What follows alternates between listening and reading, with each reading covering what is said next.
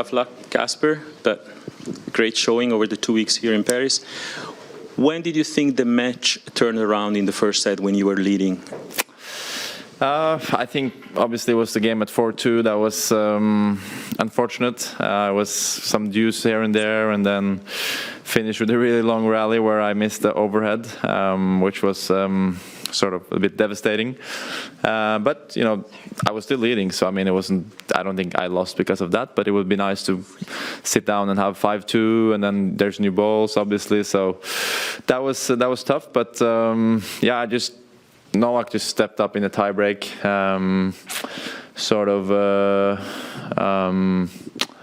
played too good there in the beginning especially, and had a big lead early, and I couldn't recover, and then a bit disappointed that I wasn't able to keep it closer in the beginning of the second. He pulled away too early and I wasn't able to recover, and then third set was close.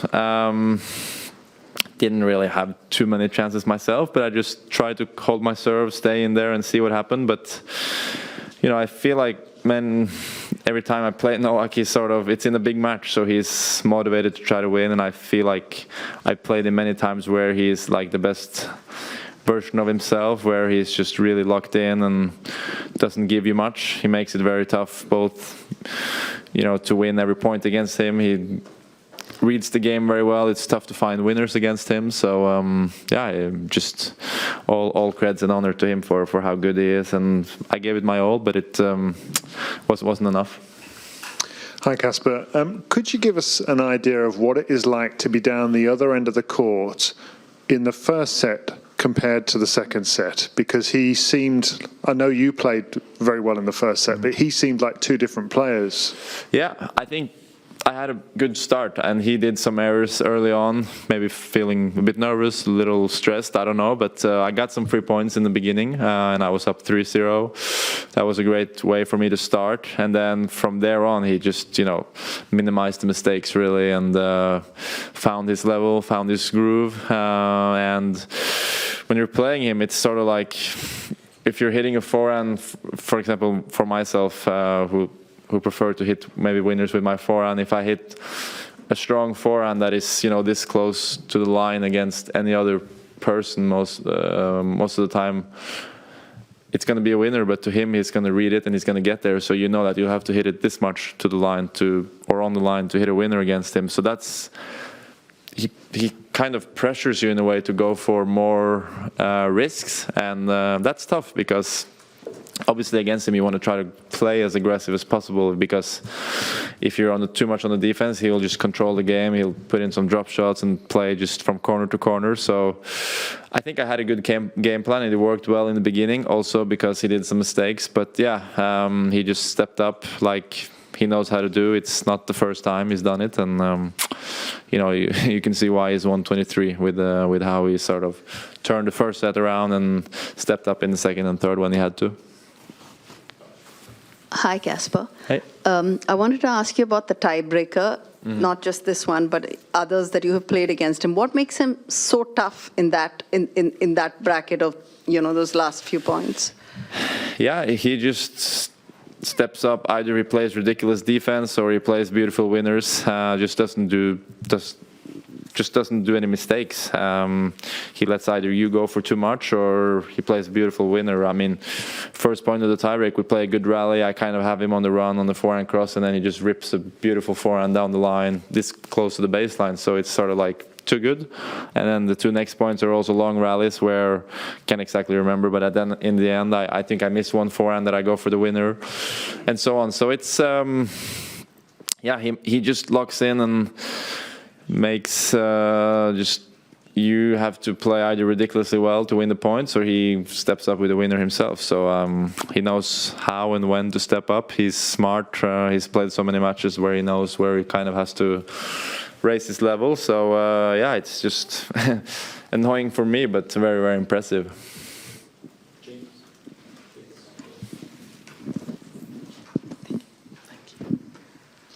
Casper, you've played 3 Grand Slam finals now against 3 exceptional players, obviously, but you've lost all 3. It reminds me a bit of Andy Murray's career in that he, I think, lost his first 4, and sort of as a result brought in Ivan Lendl because he'd been through something quite similar in his career. I wonder if you've maybe consulted people who've been through similar things, or might start to think about a voice that could give you that experience, or someone who's been through something similar? Not yet, honestly. I don't feel maybe the need for that just yet, but let's see what the future holds. You never know. It can always be good with new, fresh eyes on your game. So let's see. It's not something I've thought too much about, but yeah, it's like you say. I mean, obviously, anyone you play in the Grand Slam final is going to be a good player. But the 3 players that I've played, it's just Rafa going for, at the time, the record for 22, and then Carlos, who was just on fire in New York, and then here Novak going for 23. So I've played very tough players, as you say. So it's just, there have been other maybe players in the final also in the last years that have maybe been more, what should I say, playable or beatable, because these guys know what to do. But you know, I can't just sit and make excuses. But let's see what the future holds. I think this is maybe the most important final that I reached, honestly, because first time was, yes, very cool, but here I sort of proved that whatever happened last year is just not like a one-time case. And even for next year, when we come back to Roland Garros, people are going to look, oh, Casper didn't just make 1 final, but he made it twice. So I'm going to probably plant some respect in my opponent's eyes, and hopefully I can build on that. And one day I'm going to try to obviously aim for a slam title. That's my biggest goal, my biggest dream in my career and in my life. So it's been close, but no cigars. I'm going to keep working and try to get it one day. Yeah, that first set was such a war. I think it was 82 minutes or something like that. When you went back to your chair and you sit down and you have that break, what's going through your head, and what do you tell yourself to get yourself ready for the next one? Well, it's no bad words allowed here, so I don't know what to say. But you're thinking, you know, the F word, because you just lost a really tough set against Novak. He's going to build on it, and it's tough to sort of bounce back from that. It was also very physical, and today was a bit like humid in a way, so it was kind of tough conditions out there. But you know, you just try your best to cool down and find energy and, you know, power for the next set. I wasn't able to, and that was a bit disappointing. I let him get away in the second set too easily, and that's something I must build on or be better at if I want to have a chance against these guys. So yeah, it's tough losing a first set like that after long, you know, almost an hour and a half. It's tough, and it's tough to recover from that. But I tried. But yeah, showed that it was a very tough task. Hi, Casper. Just wondering what you've learned about yourself actually during this kind of the last 2 weeks. As you said, like backing up what you did last year, and also obviously the start of the season obviously wasn't ideal. So coming here and, you know, making it all the way to the final, what you learned about yourself? I think I've learned that it's sometimes good to feel pressure. Coming in, I was pretty honest about, you know, how I felt in terms of having to sort of try to defend the final spot. What's at stake? You lose early, you lose over 1,000 points in your ranking, and that's not fun. I mean, in terms of ranking, if you're ranked number 3 or 4 or 6 or 7, doesn't really change too much in my eyes. Just as long as you try to stay top 10, that's the goal for many players, including myself. And if I had lost earlier in the final this year, I would have probably dropped down. But it was a nice 2 weeks and nice experience to be able to perform under pressure. And I think I've learned that, you know, best of 5 sets on clay, I'm just gonna know for the future as well. I'm going to try to be, you know, a tough player to beat. I'm just going to try to be there, stay there, play every point in the right way. And if I have to make it physical, I'll try to make it physical for my opponents. So I think I've learned that last year was just not a coincidence, and that I can hopefully have more nice experiences here in Roland Garros in the future. Hi, Casper. Hey. Going back again to that end of first set, beginning of second set, I'm just curious, were you aware of that, let's say, freaky stat that Djokovic had won the last 100 Grand Slam matches after winning the first set? Were you aware of that stat? No, I wasn't, but that's just, yeah, crazy. And like I said on court, you know, he holds all the records and these stats that are just ridiculous. So just shows how complete of a player he is. He can win on any surface, anywhere, any balls that we play with. It's he will be up for the challenge, and yeah, now it's probably the most significant record that he broke of 23 slams. It's on the male side, that's the record for now, but I'm sure he will aim for even more if I know him, you know, the right way, and he's not done yet, I think. Hi, Casper. Obviously, you've only just finished the French Open, but Wimbledon's around the corner. Daniel Medvedev said that he's made friends with clay now. I just wondered, do you think you can make friends with grass?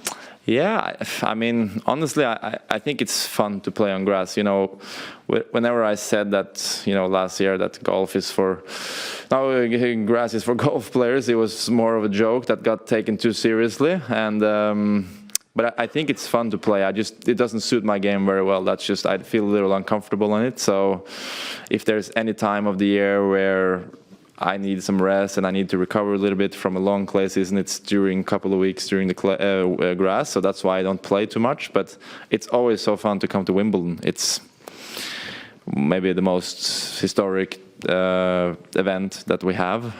If you ask people around the world, I think most people will say that they've heard about Wimbledon because of the name and all these things. So I really look forward to being back there. And this year we're playing for points again. So I'm going to try to be ready and give it my best effort.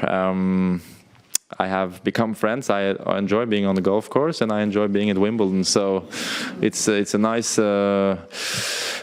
surface, and yeah, it's crazy to think that, you know, tomorrow starts like a couple of tournaments on grass when we're sitting here fighting on sliding around on clay. So it's going to be a refreshing start, and it's always fun to watch some grass tennis.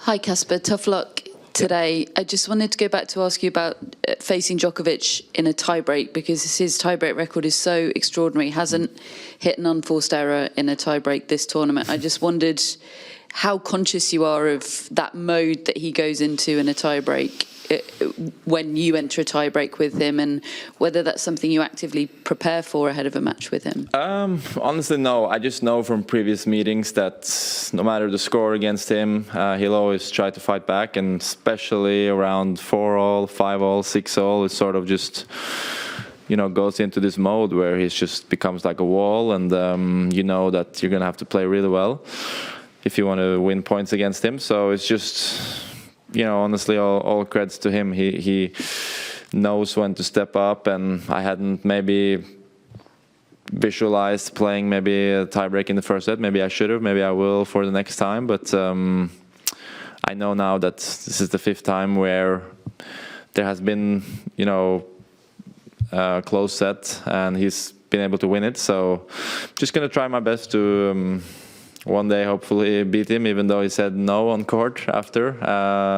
He's one of the biggest legends of our sport, and hopefully one day I can beat him. But at the Grand Slam level, it's going to be tough for sure. Thank you.